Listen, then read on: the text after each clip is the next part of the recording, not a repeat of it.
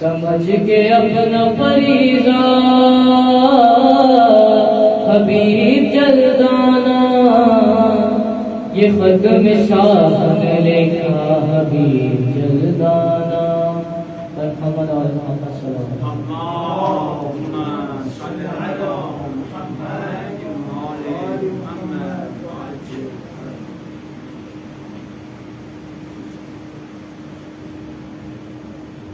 محمد وآل محمد صلوات اللهم صل على محمد وآل محمد وعجل فرجهم۔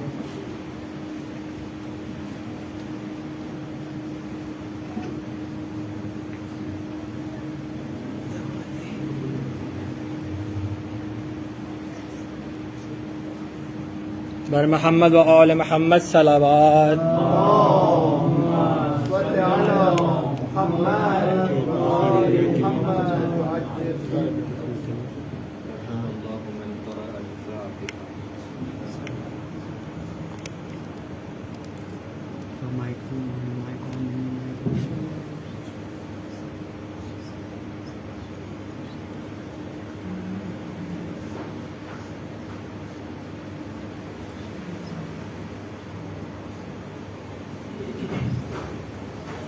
أعوذ بالله السميع العليم من الشيطان اللعين الرجيم،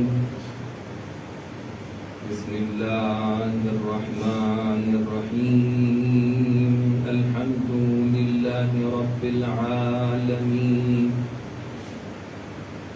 غير مقنوط من رحمته ولا مأيوس من نعمته،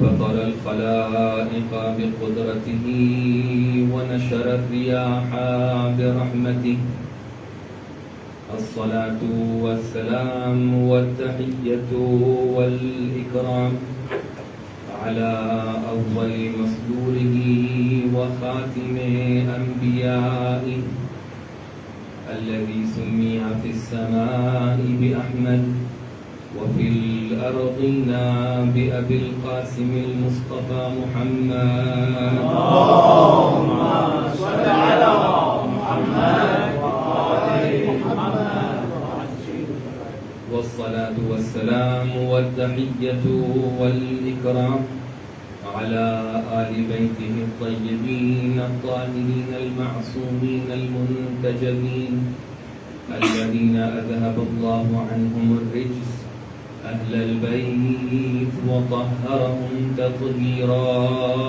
اللهم صل على محمد وآل محمد واللعنة الدائمة الأبدية الباقية على أعدائهم ومنكري فضائلهم وغاصبي حقوقهم أجمعين، أما بعد، فقد قال الله سبحانه وتعالى في كتابه المبين وهو أصدق القائلين وقوله الحق، بسم الله الرحمن الرحيم، إن وليي الله الذي نزل الكتاب وهو يتولى الصالحين، صلوات محمد اللهم صل على محمد وآل محمد بارك الله اللهم صل على محمد وآل محمد وعجل فرجهم۔ حاضرین گرامی، بزرگان قوم و ملت، اللہ تعالیٰ کا شکر ادا کرتے ہیں کہ اس نے ایک مرتبہ پھر یہ توفیق شامل حال کی کہ آپ کی خدمت میں حاضر ہو سکیں اور مکتب امام حسین علیہ السلام کے حوالے سے کچھ عرائض پیش کر سکیں۔ یقیناً جو عرائض آپ کی خدمت میں پیش ہو رہی ہیں وہ بقصد اصلاح ہیں، اور اگر کوئی بھی بزرگان سے کوئی بھی مجھے کسی بھی نقطے کی بنسبت کچھ کہنا چاہیں تو کھلے دل سے استقبال. جس آیت کو سرنامہ سخن قرار دیا وہ سورہ اعراف کی آیت نمبر 196 ہے کہ جس کو حضرت ابا عبداللہ امام حسین علیہ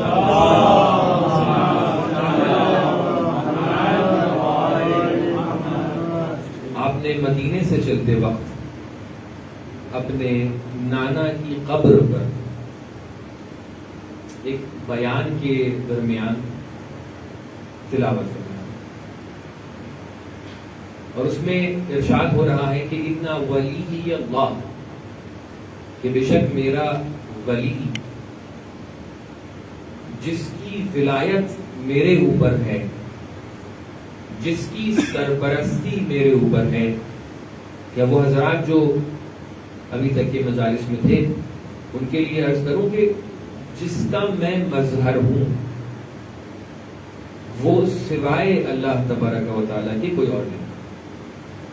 اور یہیں سے یہ بات نکلی کہ امام حسین علیہ السلام جس طریقے سے نعم الامیر ہیں اسی طریقے سے امام الکلام کے بھی فرزند ہیں.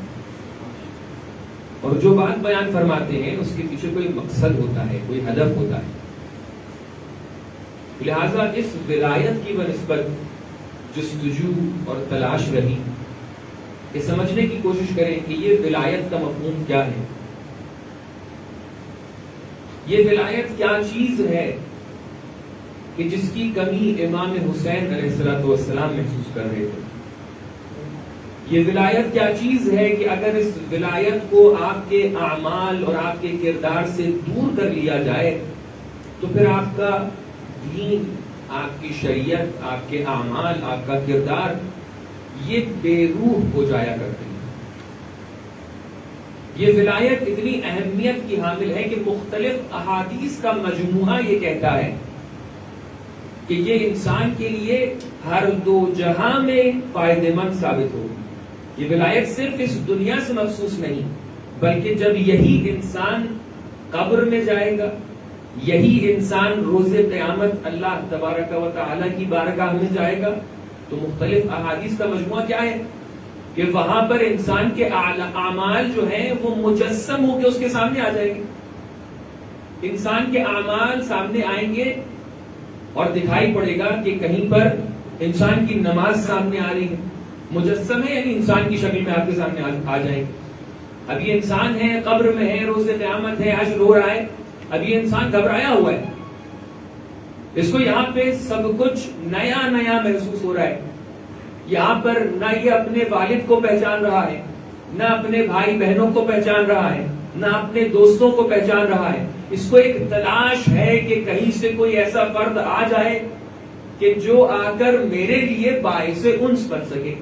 ہر انسان کے لیے مرحلہ آنا ہے اور قبر کی جو وحشت ہے وہ ہر انسان کے لیے لکھی ہوئی. اب وہاں پہ جیسے ہی یہ انسان دیکھے گا کہ میرا روزہ مجسم ہو کے میرے سامنے آ گیا، اس کو ایک دم سے کیا ہوگا؟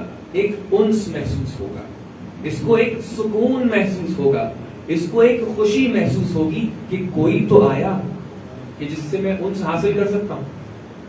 پھر ایک دم سے وہ کیا دیکھے گا کہ اس کا روزہ بھی، وہ روزے کے جو اس نے صحیح طریقے سے انجام دیے تھے وہ بھی مجسم ہو کے ایک انسان کی صورت میں اس کے سامنے آ گیا.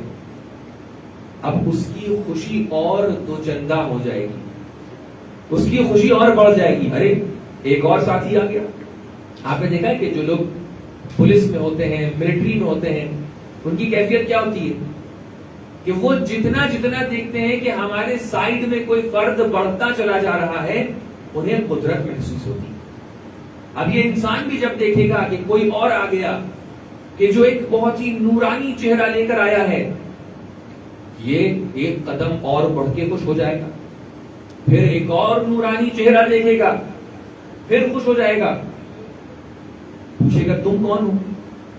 پھر ایک ایک کر کے یہ اعمال اپنے آپ کو بتائیں گے. میں تمہاری نماز ہوں کہ جس کو تم دنیا میں ادا کیا کرتے تھے. اس کے بعد ایک مرحلہ بڑھے گا، ایک دوسرا فرد میں تمہارا روزہ ہوں جس روزے کو تم نے اس دنیا میں بچا لایا. ایک اور قدم آگے بڑھے گا, میں فلاں آیت ہوں کہ جس کو تم نے دنیا میں تلاوت کیا, میں فلاں سورہ ہوں کہ جس کی تلاوت تم ہر رات کو کیا کرتے تھے یا ہر صبح اٹھ کے کیا کرتے تھے یا کبھی کبھی کیا کرتے تھے. خدا نہ کرے ایسا ہو کہ کوئی نہ آئے اور کہے تم نے قرآن کبھی تلاوت نہیں کیا.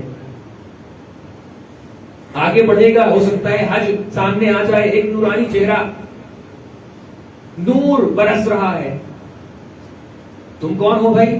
وہ اپنے آپ کو پہچانوائے گا, میں تو حج ہوں. اور آگے بڑھے گا, تم کون ہو بھائی؟ میں جہاد ہوں. معلوم ہوا جتنے بھی اعمال انسان نے انجام دیے ہیں یہ سب کے سب فہرست وار انسان کے سامنے موجود ہوں گے. انسان کے اعمال انسان کے سکون کے لیے وہاں پر آئیں گے. ہر انسان یا ہر جسم میں سے ایسا نور برس رہا ہوگا کہ انسان کو بار بار سکون محسوس ہو رہا ہوگا. ایک دم سے ایک ایسا جسم سامنے آئے گا کہ جس کا نور ان سب کی بنسبت سب سے زیادہ ہوگا. اب یہاں پر انسان تو تعجب میں پڑ ہی جائے گا, بلکہ وہ اعمال جو پہلے سے نورانی شکل میں تھے یہ بھی تعجب میں پڑ جائیں گے. ہم تو اپنے آپ کو نورانی سمجھ رہے تھے, تم کون ہو جو اس قدر نور کو لے کر یہاں پر آ گئے ہو؟ وہ پلٹ کے جواب دے گا, تمہیں کیا نہیں پتا میں کون ہوں؟ تمہیں کیا یہ معلوم ہے تمہارا نور بھی میری وجہ سے ہے؟ اگر تجھ روزے میں نور آیا ہے تو میری وجہ سے, تمہاری نماز میں روح آئی ہے, نور آیا ہے تو میری وجہ سے. سب کے ذہن میں سوال آ جائے گا کہ یہ کون سا نور ہے, یہ کون سا جسم ہے؟ تو ایک مرتبہ وہ جسم اپنے آپ کو پہچانوائے گا اور پلٹ کے کیا کہے گا, میں وہ ولایت ہوں کہ جس کے اوپر تم عمل کر رہے ہو. تو عزیزان گرامی, یہ ولایت اتنی اہمیت رکھتی کہ صرف دنیا میں نہیں, اب مختلف احادیث کے جس کے اندر مراحل بیان ہوئے ہیں کہ کتنے مرحلوں میں یہ ولایت انسان کے فائدے میں آئے گی. کبھی قبر میں فائدے مند ثابت ہوگی, کبھی قبر کے بعد فائدے مند ثابت ہوگی, کبھی حشر میں انسان کی مدد کو آئے گی.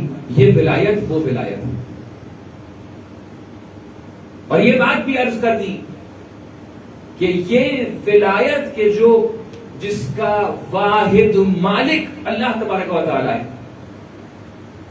لیکن اللہ تبارک و تعالی کیونکہ یہ ولایت کو علماء صفت فعل میں سے شمار کرتے ہیں, لہذا کہتے ہیں اس کی مظہریت کی ضرورت ہے, کوئی نہ کوئی مظہر ہونا چاہیے اس ولایت کا. تو اس کے حوالے سے عرض ہوا کہ یہ ولایت کا مظہر کون بنتا ہے کہ جب کوئی علم الہی کا مظہر بن جایا کرتا ہے, جب کسی میں یہ صفت آ جایا کرتی ہے کہ وہ اللہ تبارک و تعالی کا جو علم ہے, علم لدنی ہے, علم غیب ہے, جب اس کا مظہر بن جاتا ہے تو اس کا مطلب یہ کہ ولایت الہی کی مظہریت کا ایک قدم اس نے طے کر لیا. اب متعدد مقامات پہ متعدد معصومین علیہ السلام کی زندگی کو ہم دیکھتے چلے جائیں اور اس ولایت کا مظاہرہ اور اس ولایت کا مشاہدہ کرتے چلے جائیں. کبھی ہمیں حضرت امیر کی زندگی میں یہ نظر آئے گا کہ حضرت امیر کی صفات میں سے ایک صفت یہ ہے کہ مولا جب جنگوں میں جنگ کیا کرتے تھے تو ان کی تلوار انسان کی نسلوں کو دیکھ کر اٹھا کرتی تھی, دیکھتی تھی کہ اس انسان کی نسل میں ساتوں نسل تک کے اس کی بعد کی نسلوں میں اگر کوئی مومن آنے والا ہے تو اس کے اوپر یہ تلوار نہیں اٹھا کرتی تھی. اب ہم یہی مظاہرہ امام حسین علیہ السلام کی زندگی میں دیکھ سکتے ہیں. روز عاشور امام حسین علیہ السلام سامنے تمام کے تمام دشمن ہیں, 10 دن سے اپنی دشمنی کا اعلان کر رہے ہیں. کوئی بھی عاقل فرد ایسے لوگوں کے سامنے اٹھ کر حل من ناصر ینصرنا کی صدا بلند نہیں کرے گا, لیکن امام حسین ہے کیونکہ جان رہے ہیں کہ انہی کے درمیان وہ 22 افراد بھی شامل ہیں کہ جب میں حل من ناصر ینصرنا کی صدا بلند کروں گا تو وہ دشمن سے اٹھ کے اس طرف آئیں گے. اسی ولایت کا مظہر یہ ہے کہ متعدد مقامات میں ہم جب شجاعت کے مظاہرے دیکھتے ہیں تو وہیں پر امام حسین کی زندگی میں ہمیں یہ شجاعت نظر آتی ہے, یہ قدرت نظر آتی ہے کہ جب امام روز عاشورہ خطبہ دینا چاہتے ہیں تو دشمنوں کا ایک کام یہ ہے کہ دشمن وہاں پہ شور مچا رہے ہیں. کیوں شور مچا رہے ہیں؟ تاکہ امام حسین علیہ السلام کی باتیں کہیں کسی کے کان تک نہ پہنچ جائیں، کیونکہ سب کو بہکا کے جو لائے تھے. شور مچا رہے ہیں کہ کہیں کانوں تک کی یہ ہدایت والی باتیں نہ پہنچ جائیں. لیکن جب حضرت ابا عبداللہ ایک اشارہ کرتے ہیں تو سب کے سب چپ ہو جاتے ہیں، حتیٰ گھوڑوں کے ہنہنانے کی آواز بھی بند ہو جاتی ہے. یہ ولایت الہی کا مظہر صرف امام حسین علیہ السلام نہیں بلکہ آپ کے ساتھ رہنے والے افراد. حضرت زینب جب خطبہ شروع کرتی ہیں تب حتیٰ بولتے ہوئے جانور چپ ہو جایا کرتے ہیں. اس کو بولتے ہیں ولایت الہی کا مظہر. اب گفتگو کو آگے بڑھاتے ہوئے یہاں تک کہ 2 صفات کا تذکرہ ہوا، اور یقیناً وقت کیونکہ 2 ہی دن کا بچا ہے تو لہٰذا ایک منزل تک کے پہنچانے کا مقصد بھی ہے ساتھ.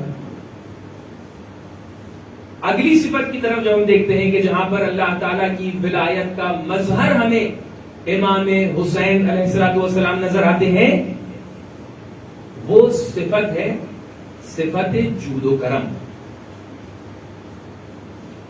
یعنی امام حسین علیہ السلام اللہ تعالیٰ کی یہ صفت کہ اللہ تعالیٰ نعمتیں دیتا ہے، اللہ تعالیٰ جود و کرم رکھتا ہے، اللہ تعالیٰ لوگوں پر نعمتوں کی بارشیں کرتا ہے، اس کے مظہر بھی ہمیں معصومین علیہ السلام نظر آتے ہیں. بہرحال اب یہ توضیحات سے بالکل بھی فارسی میں کہتے ہیں فاکتور میگری خلاصتاً کہ اللہ تعالیٰ جود و کرم کس طریقے سے کرتا ہے، اس کی اقسام کتنی ہیں اور اس کی کیفیت کیا ہے، یہ سب کچھ اپنی جگہ پر. لیکن کیا ہے؟ اللہ تعالیٰ وہ ذات ہے کہ جو نعمتوں کو عطا کرتی ہے. فَمِنَ اللَّهِ، جو نعمتیں اور رحمتیں تمہارے پاس ہیں وہ کس کی طرف سے ہیں؟ اللہ تعالیٰ کی طرف سے، قرآن کے. لیکن ہم لوگ دعاؤں میں کیا پڑھنے لگتے ہیں؟ بکم، آپ کے ذریعے اللہ تعالیٰ شروع کر رہا ہے، آپ کے ذریعے اللہ تعالیٰ ختم کر رہا ہے. بکم ينزل الغیث، آپ کے ذریعے اللہ تعالیٰ بارش نعمت کر رہا ہے. عجیب کیفیت ہے. معصومین کو اللہ تعالیٰ ان دعاؤں کے ذریعے اگر دیکھا جائے تو ہم اگر معرفت حاصل کرنا چاہیں تو یہ معصومین علیہ السلام وہ مظہر انعام الہی ہے. اللہ تعالیٰ اگر نعمت دینا چاہتا ہے تو ان کے ذریعے سے نعمت دیا کرتا ہے. اب ہو سکتا ہے بہت سے لوگ یہ کہیں کہ نہیں آپ یہاں پر بھی ڈگمگا گئے، اللہ تعالیٰ اس مسئلے کے اندر بھی توحید رکھتا ہے، آپ پھر شرک میں مبتلا ہو گئے. آپ پھر یہ کہہ رہے ہیں کہ معصومین کے ذریعے سے نعمتیں پہنچ رہی ہیں. اگر معصومین کے ذریعے سے نعمتیں پہنچ رہی ہیں تو بالعکس بھی صادق ہے کہ اگر ہمیں نعمتیں چاہیے ہیں تو ہم معصومین کے ذریعے سے مانگیں یعنی توسل کریں. اب یہاں پر بھی بے انتہا اعتراضات، اشکالات، آبجیکشنز ہوتے ہیں کیا کہ توسل آپ کا جو ہے وہ بے بنیاد ہے، توسل آپ کا غلط ہے. دیکھیں انسان جو پیاسا ہوتا ہے اس کی پیاس کو سیراب کرنے کے لیے اس کو پانی تک کے جانا ہوتا ہے، لیکن پانی تک کے حصول اس کو چشمے سے ہو سکتا ہے. پانی آپ کی غذا ہے لیکن پانی آپ تک کے کیسے پہنچے یہ بھی بہت اہمیت رکھتا ہے. جو لوگ یہ چاہتے ہیں کہ اللہ تعالیٰ سے ڈائریکٹ رابطہ حاصل کر لیں ان کا نتیجہ سوائے ابلیس کے اور کچھ نہیں ہوتا ہے. یہ وہ وادی ہے جہاں پر اللہ تعالیٰ اگر ڈائریکٹ اپنا مظہر دکھا دے تو موسیٰ جیسے مرسل نبی بھی بے ہوش ہوا جایا کرتے ہیں. عزیزان گرامی یہاں پر انسان اپنے ظرف کے مطابق آگے بڑھ سکتا ہے. جس کا جتنا ظرف ہوتا ہے اس کے اوپر اتنی ہی تجلی ہو سکتی ہے. اگر ہر انسان یہ چاہے کہ بارگاہ الہی میں جا کر تجلی کا مظہر بن جائے تو یہ ممکن نہیں ہے. یہاں پر موسیٰ صفت بھی بے ہوش ہو جایا کرتے ہیں. میں یہ نہیں کہہ رہا ہوں کہ اللہ تعالیٰ کا دروازہ بند ہے اور آپ ڈائریکٹ وہاں پر نوک نہیں کر سکتے ہیں.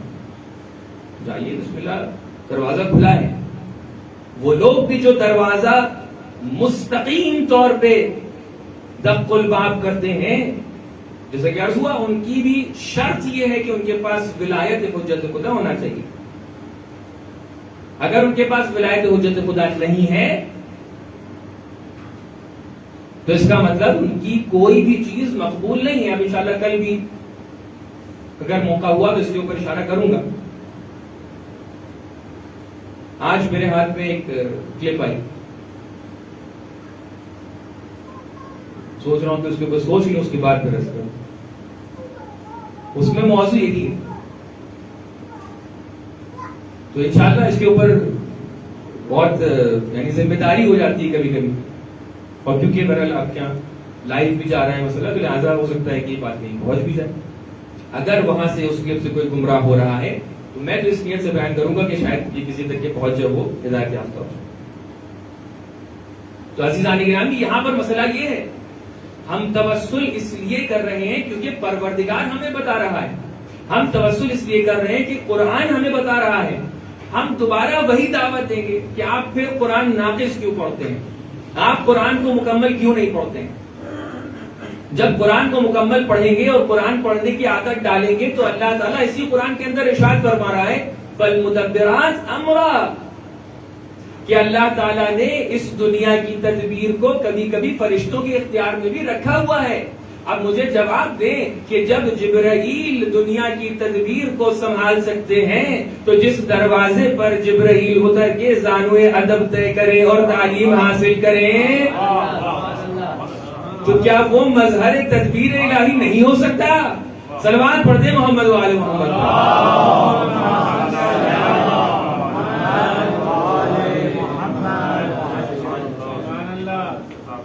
کبھی کبھی مسئلہ یہ ہو جاتا ہے کہ وہ یہ باتیں الحمدللہ اتنی بیان ہو چکی ہیں ممبر اوپر سے کہ کبھی کبھی کہتے ہیں کہ بھئی یہ ایسی والی باتیں ہو رہی ہیں. نہیں بھئی، یہ تو احادیث کا مضمون ہے.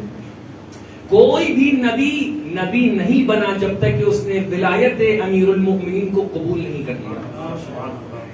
کوئی بھی، اور بہرحال فرشتگان میں جبرائیل اگر سب سے بالا ترین فرشتے ہوں تو ان کو تعلیم دینے والے حضرت محمد مصطفیٰ صلی اللہ علیہ وسلم اور امیر کائنات ہیں. روایات کا مضمون ہے. ایک تو روایت کا مضمون ہوگا تو آپ کہہ دیتے ہیں احاد. یہاں پر کیفیت کچھ اور ہے. یہاں پر صرف تعلیم والی بات بھی نہیں ہے، یہاں پر تو وجود اور عدم والی بات ہے. یہ منزلیں وہ منزلیں ہیں کہ جہاں پر جو معلم جبرائیل ہیں ان کی منزلیں وہ منزلیں ہیں کہ اگر وہاں تک کہ جبرائیل جانا چاہے تو ان کے پر جل جایا کرتے ہیں. یہ مقام قاب قوسین تک یہ جا سکتے ہیں، جبرائیل کیا جا سکتے ہیں.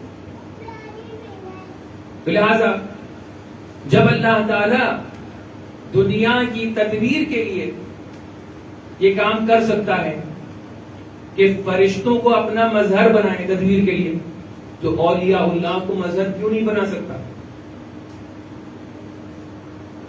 جب جناب یوسف کے بھائی گناہ کرنے کے بعد حجت اللہ کو اپنے غفران کا وسیلہ بنا سکتے ہیں تو ہم اپنی دعاؤں کو قبول کرنے کے لیے حجت اللہ کو وسیلہ کیوں نہیں بنا سکتے؟ ایک نیا ورژن بھی ہے اس اعتراض کا. وہ نیا ورژن یہ ہے کہ جب یہ امکان وقوع ثابت ہو جاتا ہے اور خصم کوئی جواب نہیں دے پاتے ہیں تو وہ آ کر اس بات مورد پر گفتگو کرنے لگتے ہیں کہ ٹھیک ہے آپ نے امکان وقوع ثابت کر دیا، ٹھیک ہے آپ نے یہ ثابت کر دیا کہ توسل صحیح چیز ہے، لیکن یہ ثابت کریں کہ یہ مورد صحیح ہے، یہ ثابت کریں کہ یہ چیز قرآن میں کہاں پر لکھی ہوئی ہے. جناب عیسیٰ کو تو ثابت کر دیا آپ نے، جناب یعقوب کو تو ثابت کر دیا، آ کر معصومین علیہ السلام کے بارے میں بیان کریں. اب میرا جواب تو ماشاء اللہ الحمدللہ موجود ہے. لیکن یہ بھی ایک نیا ورژن ہے، اس کی بنسبت بھی ہم لوگ کو بہت زیادہ توجہ رکھنی چاہیے کہ اس کے لیے بھی ہمیشہ پریپیئرڈ رہیں. جیسا کہ آپ لوگوں نے دیکھا کہ کچھ عرصے پہلے ہندوستان میں جو حجاب پر مسئلہ اٹھا، اس کے اندر تمام تر گفتگو یہ رہی، اور سپریم کورٹ اور مختلف مقامات پر اسپیشلی میڈیا چینلز کے اندر، کہ قرآن سے ثابت کریے کہ حجاب کہاں پر لکھا ہوا، قرآن سے ثابت کریے. اور جو لوگ جو کہتے ہیں نا کہ دشمن کی زمین میں بازی کھیلتے ہیں، مطلب کھیلنے لگتے ہیں، کبھی کبھی ہم لوگ یہ کر لیتے ہیں، جس چیز میں آپ کو خود مہارت حاصل نہ ہو اور سامنے والا آپ کو اس زمین پہ چیلنج کرے، اس میں کبھی بچ جائیے. ایک تو مہارت کی بات ہے، اور اگر وہ غلط زمین پر ہی چیلنج کر رہا ہو تو اس میں تو قطعی بچ جائیے. لیکن کچھ لوگ اس بات کو نہیں سمجھتے ہیں، چلے جاتے ہیں، ڈیبیٹس کر رہے ہیں، گفتگو کر رہے ہیں، ثابت نہیں کر پا رہے. ارے ہم تو کب سے کہہ رہے ہیں کہ صرف قرآن سے اگر احکام الہی کو بھی ثابت کرنا چاہو گے تو نہیں کر پاؤ گے. رسول اللہ بھی تو کب سے یہی کہنا چاہ رہے ہیں کہ صرف قرآن کو لوگے تو کبھی کامیاب نہیں ہوگے. رسول اللہ بھی تو آخری وقت میں ہمیشہ بار بار اس بات کی تکرار کر رہے ہیں کہ دیکھو انی تارکم فیکم الثقلین، اگر ان دونوں سے تمسک کرو گے تب ہدایت یافتہ ہوگے، اگر ایک کی طرف جاؤ گے تو ابتر رہو گے. تو لہٰذا یہ تمام دنیا کی کیفیت ہے. اگر کوئی بھی آ کر آپ سے ایسے چیلنج کرے کہ آپ یہ کر کے دکھائیے اور قرآن سے ثابت کر کے دکھائیے، تو پھر قرآن سے نماز کو ثابت کر کے دکھائیے، نماز کی رکعات کو ثابت کر کے دکھائیے، نماز کے اذکار کو ثابت کر کے دکھائیے، قرآن سے آپ کیفیات اعمال کو ثابت کر کے دکھائیے، کچھ نہیں کر پائیں گے آپ. پھر قرآن کیوں نہیں پڑھتے ہیں آپ، اور سامنے والا بھی قرآن کیوں نہیں پڑھتا؟ جب اللہ تعالیٰ نے یہ بات طے کر دی اور واضح کر دی کہ اِنَّا أَنزَلْنَا إِلَيْكَ الذِّكْرَ لِتُبَيِّنَ لِلنَّاسِ، اے پیغمبر ہم نے آپ کے اوپر ذکر یعنی قرآن نازل کیا تاکہ آپ اس کی تبیین کر سکیں. تو پھر بار بار کیوں آپ یہ چاہتے ہیں کہ صراحت قرآن آپ سے آگے یہ بتائے؟ پھر تو اللہ تعالیٰ کو 1000 جلد کتاب لکھنی پڑتی اور جزئی ترین مباحث کو بیان کرنا پڑتا. ابھی تک کہ میرا خالی کیلکولیٹ کر کے آپ لوگ 1000 جلد تو تمام احادیث کے مجموعے اور کتب اور جتنے بھی احکام کی کتب ہیں سب کو مجموعہ بنائیں گے تو میرا خالی 1000 جلد تک کے بن جانا چاہیے آرام سے. لہٰذا یہ کیفیت ہے. تو امام حسین علیہ السلام، کیونکہ ہماری گفتگو امام حسین علیہ السلام اور کربلا اور ولایت کی گفتگو چل رہی تھی. آپ کیا ہیں؟ آپ ولایت کے اکمل اور اتم درجات پر فائز ہیں. اس کا مطلب یہ ہے کہ اگر اللہ تعالیٰ کی ایک صفت ہے انعام، اگر اللہ تعالیٰ کی ایک صفت ہے کہ اللہ تعالیٰ نعمت دیتا ہے، جود و کرم رکھتا ہے، اس کا مطلب امام حسین بھی مظہریت رکھتے ہیں اس صفت کی بنسبت. کہاں پہ مظہریت نظر آتی ہے؟ کہاں پہ مظہریت نظر آتی ہے؟ کہ امام حسین علیہ السلام ہے. میں اپنے چھوٹے بھائیوں کے لیے عرض کروں، امام حسین علیہ السلام ہیں، جا رہے ہیں اپنے گھر کی سمت استراحت کرنے کے لیے، اور کیا دیکھتے ہیں کہ زمین پر ایک روٹی کا ٹکڑا پڑا ہوا. روٹی کا ٹکڑا زمین پر پڑا ہوگا تو ظاہر سی بات ہے گندا ہو گیا ہوگا، دھول مٹی لگ گئی ہو. تو امام اس ٹکڑے کو اٹھا کر اپنے غلام کو دیتے ہیں، اور غلام کو دینے کے بعد کہتے ہیں کہ اس کو اپنے پاس رکھو، میں جب پلٹ کر آؤں گا تو میں تم سے اس ٹکڑے کو واپس لے لوں گا. اب مولا کچھ وقت کے بعد جب پلٹ کر واپس آتے ہیں اور اس غلام سے پوچھتے ہیں کہ تم نے کیا کیا، وہ ٹکڑا مجھے دو. تو وہ کہتا ہے کہ مولا میں نے وہ ٹکڑا صاف کر کے کھا لیا. ٹکڑے کو، روٹی کے ٹکڑے کو صاف کیا، مٹی کو صاف کیا اور اس کو میں کھا گیا. تو امام نے کہا کہ میں تمہیں اللہ کی راہ میں آزاد کرتا ہوں.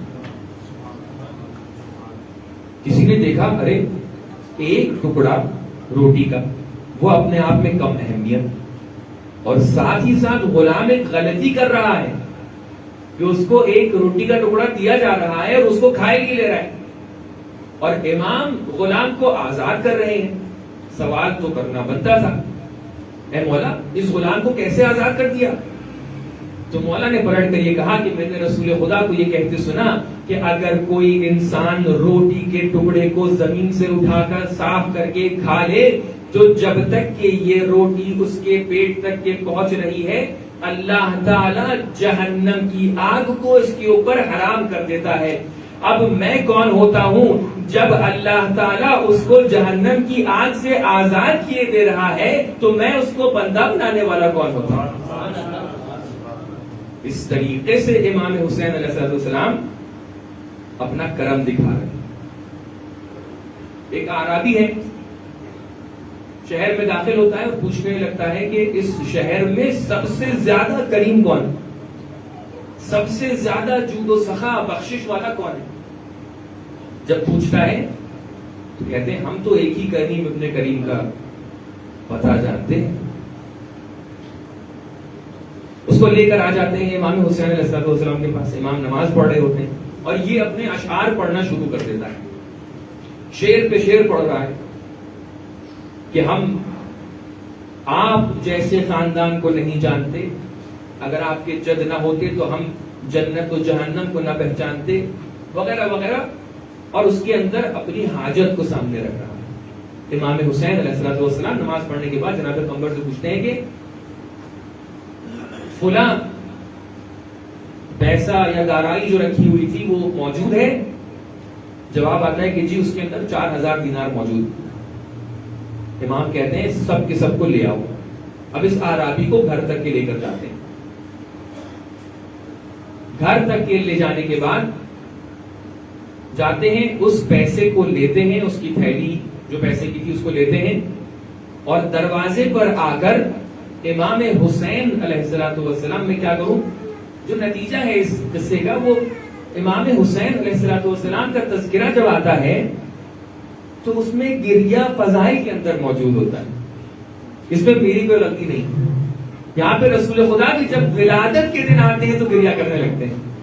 آپ دیکھیں کہ وہ اعرابی آتا ہے, امام حسین علیہ السلام گھر پہ جا رہے ہیں, اس پیسے کی تھیلی کو لا کر اس کو دینا چاہ رہے ہیں, تو اب مولا کے کرم کو, مولا کی بخشش کو, مولا کے جود کو, مولا کے اس کرامت نفسانی کو دیکھیے کہ مولا جب اس کو دینا چاہتے ہیں تو آ کر اس کے چہرے کو دیکھ کر نہیں دیتے ہیں بلکہ دروازے کی آڑ میں اس کو یہ تھیلی دے دیتے ہیں. اب وہ شخص جیسے ہی اس تھیلی کو لیتا ہے وہیں پر بیٹھ کر گریہ کرنے لگتا ہے. گریہ کرتے کرتے جب اس کی آواز بلند ہوتی ہے مولا پوچھتے ہیں کہ کیا ہوا, کیوں گریہ کر رہے ہو, کیا پیسے کم ہیں؟ تو پلٹ کر کہتا ہے نہیں مولا آپ نے میری حاجت سے زیادہ مجھے پیسے دے دیے ہیں, لیکن مجھے تعجب ہے کہ آپ جیسا کریم شخص بھی ایک دن اس خاک کے اندر چلا جائے گا. میں کہوں گا تمہیں یہ نہیں پتا کہ امام اس خاک کے اندر نہیں جائیں گے بلکہ کچھ اعداء ہوں گے ان کو شہید کر دیں گے. وہ امام کے جو اتنا سخی ہوگا اس پر پانی بند کر دیں گے. نہیں میں مسائل نہیں پڑھ رہا ہوں لیکن میں بتانا چاہ رہا ہوں کہ یہ امام کی فضیلت کو دیکھیے. اس لیے امام وہ مظہریت کے اس درجے پر فائز. اور بس آخری حلقہ اپنی گفتگو کا اور یہاں پر آپ کی گفتگو کو ختم کرتا ہوں کہ امام جہاں اتنی صفات کے مظہر ہیں وہاں پر ہدایت الہی کے بھی مظہر ہیں. اللہ تعالی ہادی ہے. اللہ تعالیٰ نے متعدد اقسام کی ہدایتیں انسان کے لیے لکھ رکھی ہیں. ایک ہدایت وہ ہدایت ہے کہ جو اللہ تعالیٰ کہتا ہے کہ ہر چیز کو جو خلقت عطا ہوئی ہے وہ بھی ہدایت ہے. ایک ہدایت وہ عام ہدایت ہے کہ جس کے اندر مومن و کافر شامل ہیں. جب بارش ہوتی ہے, جب ہوائیں چلتی ہیں, جب یہ سورج نکلتا ہے تو کیا وہاں پہ آپ سے پوچھتا ہے کہ آپ مومن ہیں یا کافر ہیں؟ نہیں, سب کی سب ہدایتیں نعمتیں اللہ تعالیٰ کی طرف سے. اللہ تعالیٰ نے خاص ہدایتیں کی ہیں, ارسال رسل, انزال کتب, یہ سب ہدایتیں ہیں. اب اس ہدایت کے مظہر معصومین علیہ السلام ہیں. پیغمبر کہتے ہیں کہ میں منذر ہوں وَلِكُلِّ قَوْمٍ ہاد, اور وہ ہادی کون ہے؟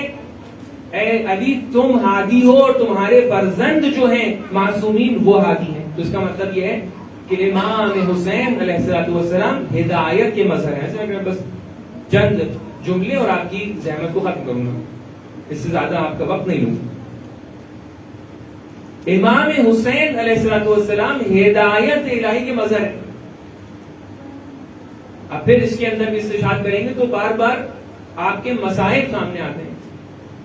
ایک عالم کا تجزیہ تھا, انہوں نے کہا کہ میں نے غور کیا کہ کیوں جب شمر اور وہ لعین امام حسین علیہ السلام کو قتل کرنے کے لیے آگے بڑھا, کیوں مقاتل نے اس طریقے سے لکھا ہے کہ وہ امام کے چہرے کی طرف دیکھ کر قتل نہ کر پایا. اس نے ایسے سرتن سے جدا کیا کہ جو جانوروں کو بھی سرتن سے جدا نہیں کیا کرتا. لیکن سوال اس بات پر ہے کہ عزیزان گرامی, کیوں وہ امام کی طرف دیکھ کر امام کو قتل نہ کر سکا؟ ہو سکتا ہے ایک وجہ یہ ہو کہ اگر وہ امام کی طرف دیکھ کر قتل کرتا تو شاید اس لمحے آخر میں بھی حسین ابن علی کے دل میں یہ بات ہوتی کہ میں اس شخص کو ہدایت کر دوں, اور حسین ابن علی پلٹ کر یہ کہتے کہ اگر تو ابھی بھی توبہ کر لے تو میں تیری شفاعت کر دوں گا. عزیزوں, کربلا کا قصہ بھرا ہوا ہے ان سب مظاہر سے. ضرورت اس بات کی ہے کہ ہم جا کر دیکھیں, اس کے اوپر سوچیں. اور یہی ہدایت ہے کہ جب یہ ہدایت ہوتی ہے, بہت سارے انبیاء آئے, رسول آئے, انہوں نے آ کر 9 سال تبلیغ دی کی, ہدایت کرنے کی کوششیں اور کاوشیں کی, لیکن اس کے بعد بھی جب پلٹ کر جناب نوح لوگوں کو بلاتے ہیں تو اس کے اندر 12 لوگ آتے ہیں, اس سے زیادہ لوگ نہیں آتے. ہدایت پہ ہدایت کر رہے ہیں. جناب موسیٰ بنی اسرائیل کو اپنے ساتھ لے کر آنا چاہتے ہیں تو بنی اسرائیل, یہ مت سمجھیے کہ سب کے سب جو ہیں اپنے دل سے آ رہے نہیں, ڈر سے آ رہے ہیں. اگر موسیٰ کے ساتھ نہ جائیں گے تو اس طرف سے فرعون کا جو لشکر آ رہا ہے وہ ان کو ختم کر دے گا. تو عجیب کیفیت ہے کہ جب موسیٰ و نوح اپنی قوم کو بلاتے ہیں, اپنے اصحاب کو بلاتے ہیں, تو وہ بلاتے رہ جاتے ہیں, لوگ ان کی طرف نہیں آ رہے ہیں, اصحاب منع کر رہے ہیں آپ کی طرف نہیں آئیں گے. لیکن یہ حسین کا دربار ہے جہاں پر چراغ گل کر کے کہہ رہے ہیں چلے جاؤ, لیکن اصحاب نہیں جا رہے. اصحاب کیا کہہ رہے ہیں کہ مولا کیسے ہو سکتا ہے کہ ہم آپ کے دربار کو چھوڑ دیں, کیسے ہو سکتا ہے آپ کو ہم نرغ آدھا میں چھوڑ دیں. واللہ اگر 70 بار ہمیں مار دیا جائے اور پھر ہمیں جلایا جائے پھر بھی ہم آپ کا دربار نہیں چھوڑیں گے. دوسرے صحابی بڑھ کر کہتے ہیں 1000 بار اگر یہ کام ہمارے ساتھ کیا جائے پھر بھی ہم مکتب سید الشہداء کو نہ چھوڑیں گے. یہ کیسے ہو گیا؟ یہ اللہ تعالیٰ کی صفات کا مظہر جو اپنے اتم اور اکمل مرحلے پہ ہوتا ہے تو اس کی ہدایت کا یہ اثر ہوتا ہے. اور امام اگر خط بھی لکھ رہے ہیں الی رجل فقیہ تو یہ بھی ہدایت کا ایک مظہر ہے. ایک فرد کے آ جانے سے یا ایک فرد کے نہ آنے سے امام حسین کے لشکر میں کوئی مضبوطی نہیں آ جاتی, لیکن خط لکھ کر ہدایت کے راستے پر بلا رہے ہیں. حبیب تم ہماری نسبت کو ہمارے جد سے جانتے ہو, ہم نرغے آدھا میں گر گئے, حبیب ذرا جلدی کرو اور کربلا کی سمت آؤ. حبیب ہم نرغے آدھا میں گر گئے ہیں. حبیب اپنے گھر پہ آرام فرما رہے ہیں. دق الباب ہوتا ہے, دق الباب ہونے کے بعد جب پوچھتے ہیں کہ کون ہو, انا برید الحسین, میں حسین کی طرف سے آیا ہوں, میں حسین کا قاصد ہوں. ایک مرتبہ حسین کے خط کو لیتے ہیں, کبھی آنکھوں سے لگاتے ہیں, کبھی چومتے ہیں, ارے بچپن کا ساتھی جو تھا عزیزوں، جو نسبت حضرت عباس کی بنی ہاشم میں امام حسین کی بنسبت تھی، وہی نسبت حبیب کی امام حسین علیہ السلام کی بنسبت تھی۔ ایک مرتبہ خط کو پڑھنا شروع کرتے ہیں، دیکھتے ہیں بچپن کے ساتھی نے، میرے آقا نے، میرے مولا نے کیا لکھا ہے، مجھے بلایا ہے۔ زوجہ ایک مرتبہ دیکھتی ہے، پوچھتی ہے حبیب کیا پڑھ رہے ہو، کون تھا؟ کہا میرے مولا آقا حسین کا خط آیا ہے۔ باب ازا ایک مرتبہ زوجہ پلٹ کر پوچھتی ہے کیا لکھا ہے حبیب؟ حبیب جواب دیتے ہیں مولا حسین نے بلایا ہے۔ ایک مرتبہ زوجہ کہتی ہے کیا سوچ رہے ہو حبیب؟ مجھے نہیں پتا اتنی جزئیات میں مقاتل نے لکھا یا نہ لکھا، لیکن کیفیت کچھ اسی طریقے سے ہوئی ہوگی۔ ایک مرتبہ زوجہ نے یہی تو کہا ہوگا حبیب کیا کرنا چاہتے ہو؟ حبیب ہیں جو کہہ رہے ہیں میں ضعیف ہو گیا ہوں، میرے ساتھ تم بھی ہو، میرے اہل و عیال ہیں، میں سوچ رہا ہوں کہ نہ جاؤں۔ آخر اس زمانے میں ماحول کچھ اس طریقے سے تھا کہ جو بھی نصرت اہل بیت کی طرف جاتا تھا اس کے گھر کو پریشان کرتے تھے۔ بس ایک مرتبہ حبیب نے بتانا شروع کیا کہ دیکھو اگر میں چلا جاؤں گا تو تمہارے ساتھ یہ ہوگا، کہیں ایسا نہ ہو کہ تمہاری چادر چھن جائے، کہیں ایسا نہ ہو تمہارے بچوں کو تماچی لگائے جائے، کہیں ایسا نہ ہو تمہاری بیٹی کی گوشوارے چھینے جائے۔ عجب نہیں اس زوجہ نے پلٹ کر جواب دیا ہو ارے ادھر حسین کی بچی کے گوشوارے چھینے جائیں گے، تم میری بچی کے گوشواروں کی فکر کر رہے ہو۔ حبیب چلے جاتے ہیں۔ کچھ مقاتل میں لکھا ہے کہ مسلم بن اوسجہ کے ساتھ جاتے ہیں، کچھ خطبہ اس طریقے سے پڑھتے ہیں کہ وہ اپنے غلام کو ساتھ لے کر جاتے ہیں، امام حسین تک یہ پہنچ جاتے ہیں، اور اس کے بعد کہ وہ واقعات جو آپ کی نظر میں ہیں، عصر عاشورہ پہنچتی ہے، امام نماز کے لیے قیام کرتے ہیں، ایک مرتبہ دشمن کی طرف سے آواز آتی ہے تمہاری نماز قبول نہیں۔ حبیب کو غصہ آ جاتا ہے، ایک مرتبہ کہتے ہیں کہ رسول اللہ کے نواسے کی نماز قبول نہیں ہے اور تم دشمنوں کی نماز قبول ہے۔ ایک مرتبہ حملہ کرنا شروع کرتے ہیں، حملہ کرتے کرتے دشمنوں کو واصل جہنم کرتے ہیں۔ ایک مرحلہ وہ آتا ہے کہ جب حبیب زین سے زمین پر تشریف لاتے ہیں، امام حسین ان کے سرانے پہنچتے ہیں، کہتے ہیں حبیب تمہارے جانے سے میری کمر خمیدہ ہو گئی۔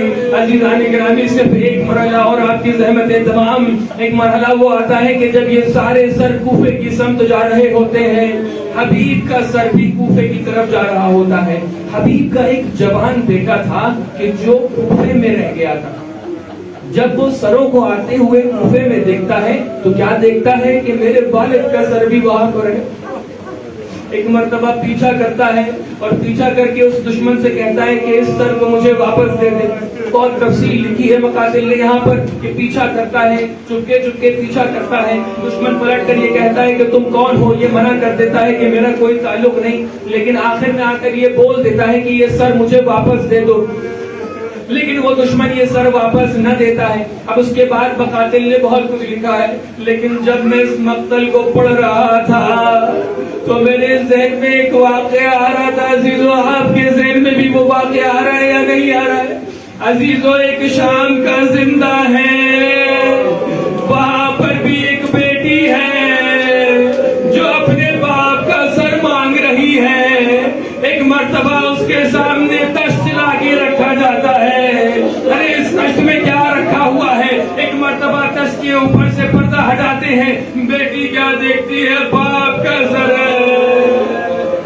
کس نے مجھے یتیم بنا دیا؟ اے بابا آپ کی پیشانی پہ کس نے زخم مارا؟ اے بابا آپ کے دادوں کو کس نے توڑ دیا؟ اے بابا کس نے آپ کے ساتھ یہ کیا؟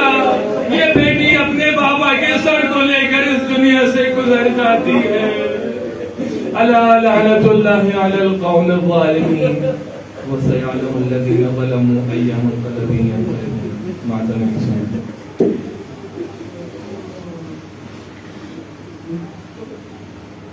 حسین یا حسین یا حسین یا حسین یا حسین یا حسین یا حسین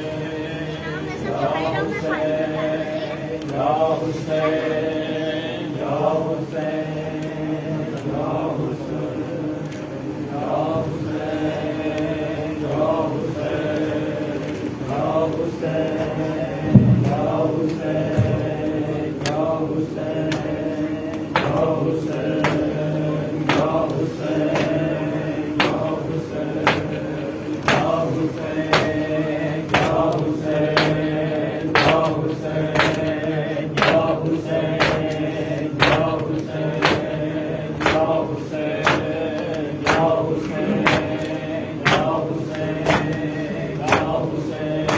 آگے کی تشریف لیں ہلکا بنائیں بسم اللہ یا حسین یا حسین یا حسین یا حسین حیا علی خیر العمل حیا علی خیر العمل حیا علی خیر العمل حیا علی خیر العمل حیا علی خیر العمل یا حسین یا حسین یا حسین